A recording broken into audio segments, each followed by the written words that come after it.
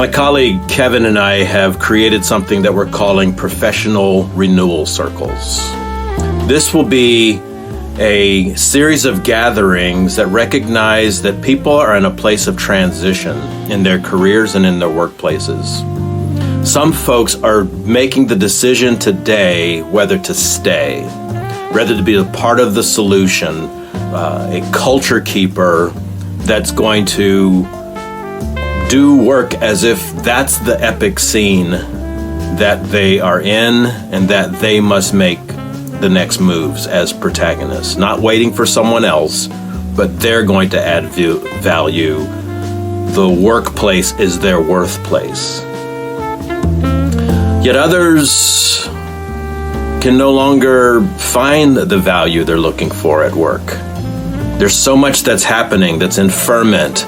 The remote revolt, the great resignation, the quiet quitting movement, and then the quiet firing movement that has followed, and any one of today's headlines make clear that firing is not so quiet anymore, that there's just thousands and thousands of people being laid off. Work, the workplace, what people can expect from work is in a toss-up zone.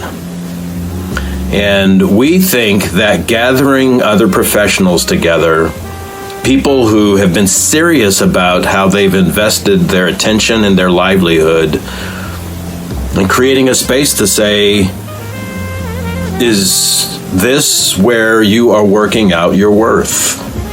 Or do you find that you're working it out when you're making a fine piece of furniture in a garage quietly alone on the weekend? Or are you working it out when you are at the soccer line as your kids are working up and down the pitch, and you're making it about being a good mother, a good dad, by being present? Where are your worth places? Where is worth taking you?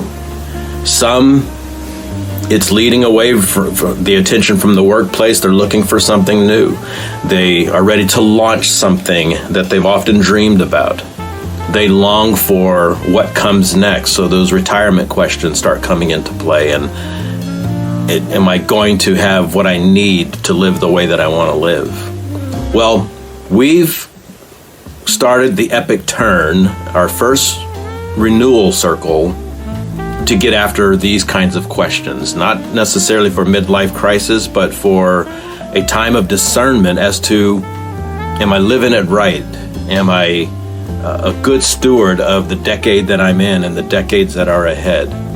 So we view you as a protagonist who is immersed in an unfolding drama, and we want to make room for a group of colleagues to come together, to play together, and talk about what's happening in their current workplaces and their current workplaces, and to see what comes next in their story.